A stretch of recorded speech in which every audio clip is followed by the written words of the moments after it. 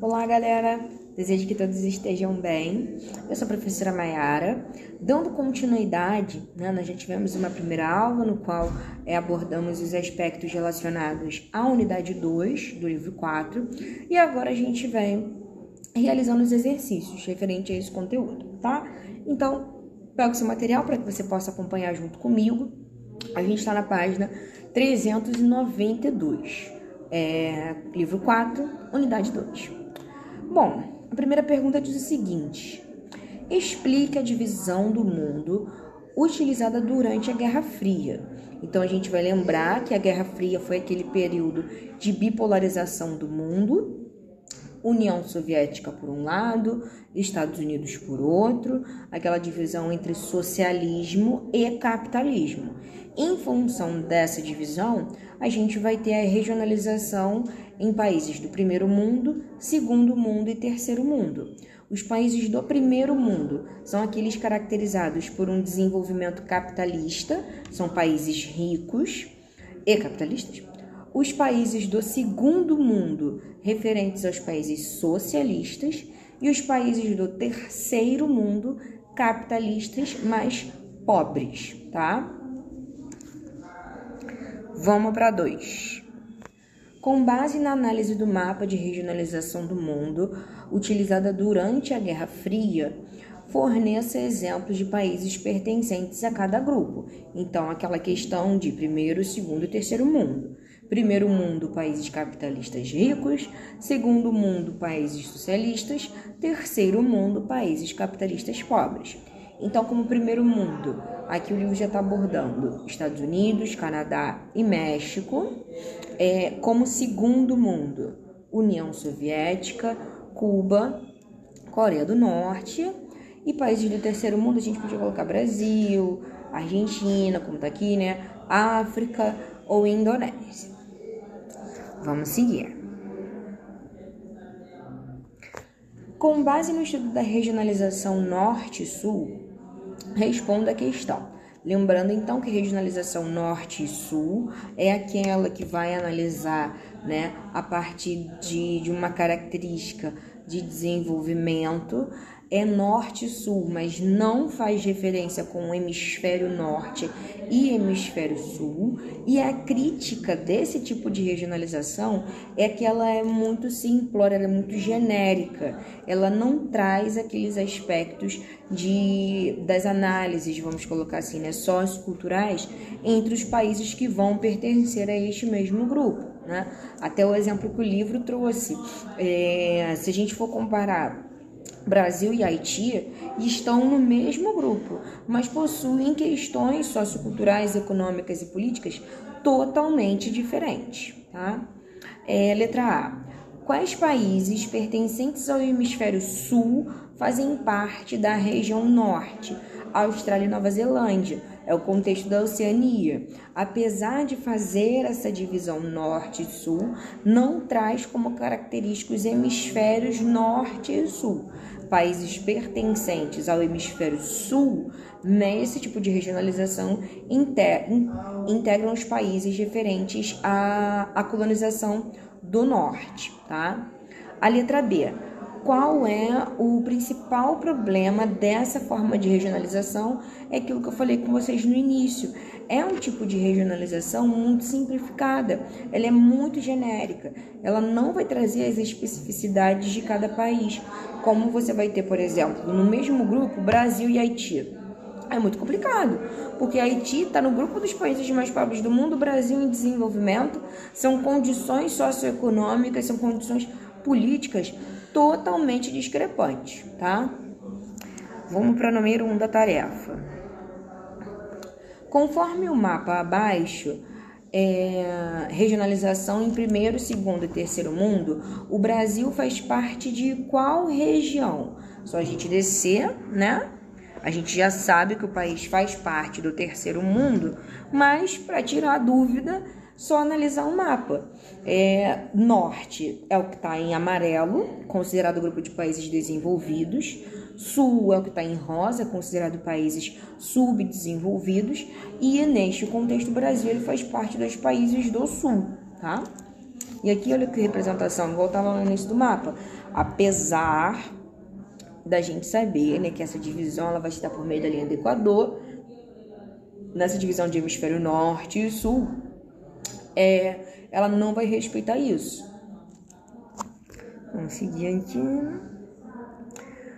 Qual é o critério utilizado para fazer a forma de regionalização presente no mapa? É aquela questão do critério socioeconômico. São os índices de desenvolvimento que vão ser diferentes. Não só o desenvolvimento, é o aspecto geral socioeconômico. A B. Leia os dados do quadro a seguir. Países: Arábia Saudita, Brasil, Haiti e Níger. Aí tem os índices de IDH, os índices de renda per capita, de educação e expectativa de vida. IDH é o índice de desenvolvimento humano que tem como critério, né? Educação, expectativa de vida e renda. Aqui, antes de a gente ver a pergunta, vamos analisar essa tabela. Aqui já está informando que, por exemplo, em relação a IDH, tem um pequeno detalhe aqui que no Haiti está faltando um zero na frente, tá, gente? Porque o IDH é um índice que vai de 0 a 1. Então, ele está 62, mas é 0,628, tá? Dentre esses países, a gente consegue ver, por exemplo, que o IDH é maior na Arábia Saudita, menor no Níger. Em relação à renda per capita, maior na Arábia Saudita, menor no Níger. Em relação à renda, em relação à educação, também está numa ordem, e em relação à expectativa de vida também. E aqui ele está perguntando: estabeleça uma relação entre a regionalização do norte e do sul e os dados presentes no quadro. Aqui é basicamente para vocês conseguirem entender que, apesar, né, do Brasil, deixa eu voltar aqui o quadro, o Brasil ter um índice de IDH muito mais elevado do que o Haiti, um índice de renda muito mais elevado do que o Haiti, educação, todos os índices muito mais elevados do que o Haiti, na regionalização norte e sul, eles estão no mesmo grupo. Ambos fazem parte do grupo de países pertencentes à regionalização do sul. Tá? Então aqui é para vocês conseguirem realizar aquela questão que é uma regionalização muito simples, ela é muito genérica e ela não vai levar em conta as características socioeconômicas dos países, que vão ser bem diferentes, mas esses países vão integrar o mesmo grupo. Vamos aqui para 3. Analise o mapa a seguir e depois responda, aqui aquela questão dos blocos de influência: bloco americano, bloco europeu, a área de influência dos Estados Unidos, o bloco japonês. Qual é o país que tem a maior área de influência do mundo e por quê? São os Estados Unidos. Eles vão ter, né, naquela questão de potência econômica, potência militar, potência bélica, potência cultural. Então, são fatores que vão aumentar a área de influência desse país. B. Por que os tigres asiáticos recebem grande influência do Japão? Por causa das questões da industrialização, né? Eles receberam investimento japonês durante o processo de industrialização. É o que vai fomentar esses países. Então, os tigres asiáticos vai ter essa influência do Japão. Número 4. O planeta Terra é formado por quantos continentes e quais são eles? São 6. Ásia, América, África, Antártida, Oceania e Europa. Vamos agora para 395, tem um max desafio aqui. Número 1. Observe o mapa. Aqui a gente já consegue identificar que tem relação com as áreas de influência, né? Mas vamos ler. A partir das informações contidas no mapa e dos conhecimentos sobre o mundo nos anos 90 e início do século XXI, pode-se afirmar que o mapa trata fundamentalmente de: letra A, do conflito entre os países ricos e os países pobres; letra B, o estabelecimento de uma nova ordem mundial bipolar. Letra C, dos principais blocos geoeconômicos do hemisfério norte. Letra D, da organização mundial ditada pelos blocos políticos e econômicos. Ou a letra E, da ordem mundial estabelecida pelos países capitalistas e socialistas. A resposta é a letra D, a organização mundial ditada pelos blocos econômicos e políticos. Essa é aquela divisão das áreas de influência. Então, obviamente, vai estar relacionado a aspectos de influência econômica, aspectos de influência política, influência cultural também poderia entrar neste contexto, tá? Então, tem relação com as áreas de influência, são os blocos de influência que a gente encontra. Depois, número 2, essa é uma questão da UERJ. Falamos a todo momento em dois mundos, em sua possível guerra, esquecendo quase sempre que existe um terceiro. É o conjunto daqueles que são chamados no título de Nações Unidas, países subdesenvolvidos.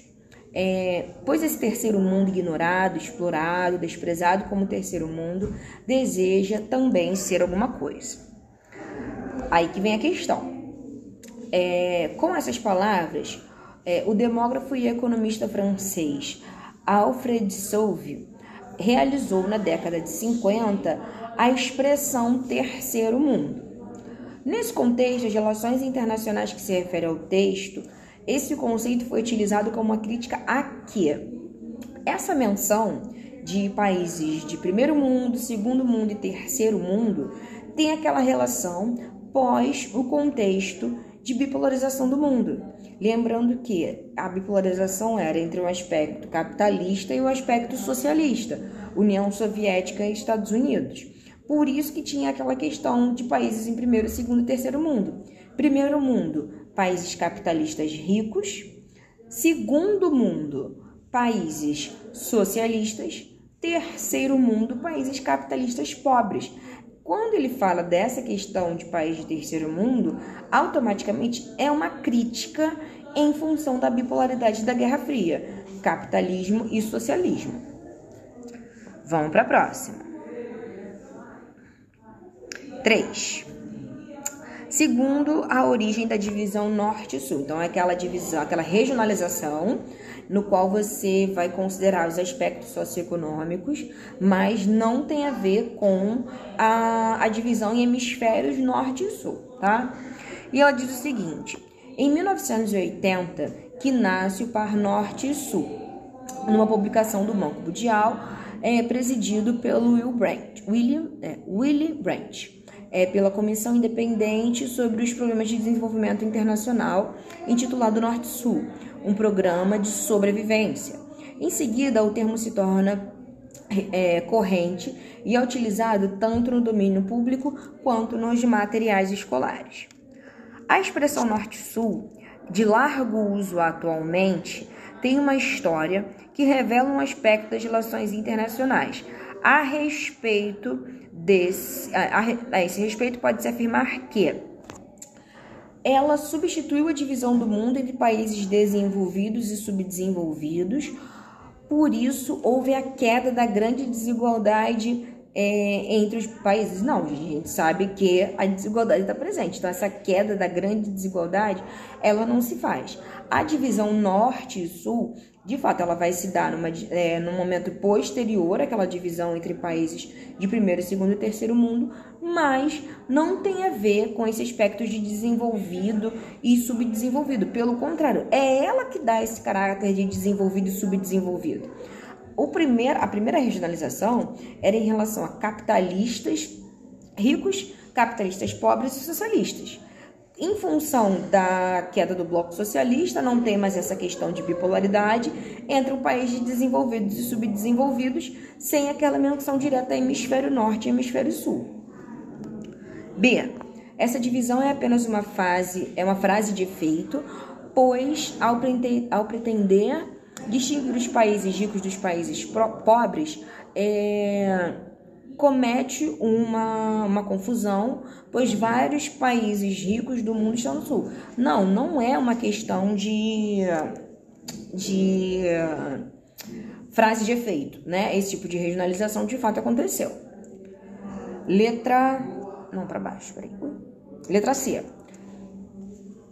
Como expressão da moda, tem como mesmo significado que a oposição entre países do primeiro, segundo e terceiro mundo. A gente sabe que não. Mais uma vez, não é questão de expressão da moda, né? Primeiro, segundo e terceiro mundo é em relação àquele período de bipolaridade entre países capitalistas e socialistas, e não entra nessa questão de países do norte e países do sul. A resposta, letra D, foram as desigualdades existentes na escala mundial entre os países que deram essa distinção. Então, é aquela questão do desenvolvimento socioeconômico, essa desigualdade muito presente que vai fazer essa distinção entre países do norte e países do sul. Questão 4. A divisão do planisfero acima busca a distinção na escala mundial. Aqui tá fazendo uma questão em relação a quê? Olha a divisão. É a divisão de norte-sul. A gente sabe que a divisão norte-sul ela foi pautada nos aspectos socioeconômicos. Então, a resposta é a letra D. Aqui, para finalizar, né, tem o Você Aprendeu. A fim de sistematizar o conteúdo aprendido, escreve pelo menos 2 pontos estudados nesta unidade. Então, 2 pontos em relação, primeiro, a regionalização entre países do primeiro, segundo e terceiro mundo. A gente sabe que países do primeiro mundo são países capitalistas desenvolvidos, países do segundo mundo eram os socialistas, e o terceiro mundo, aqueles países capitalistas pobres. Após o final da Guerra Fria, após a dissolução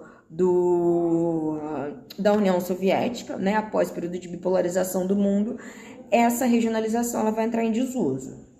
Regionalização norte e sul, que tem como característica os aspectos socioeconômicos dos países e não necessariamente, não de fato, usa a questão dos hemisférios norte e sul para fazer essa divisão. Países do norte são referentes a países desenvolvidos e o sul são os países subdesenvolvidos. Regionalização em blocos econômicos e áreas de influência. Bloco americano, bloco do Pacífico, bloco europeu e bloco japonês. A gente sabe que os Estados Unidos vai apresentar uma área de influência muito significativa, potência econômica, potência militar, potência política, potência cultural também. Então, vai ter essa magnitude em relação a essas áreas de influência. E, por fim, a regionalização em continentes são 6 continentes. América, Ásia, África, Antártida, Oceania e Europa. Beleza? E um detalhe importante. Quando a gente faz essa regionalização, já fica aquela dica que a América, dentro, né, do continente americano, a gente ainda consegue realizar 2 tipos de regionalizações.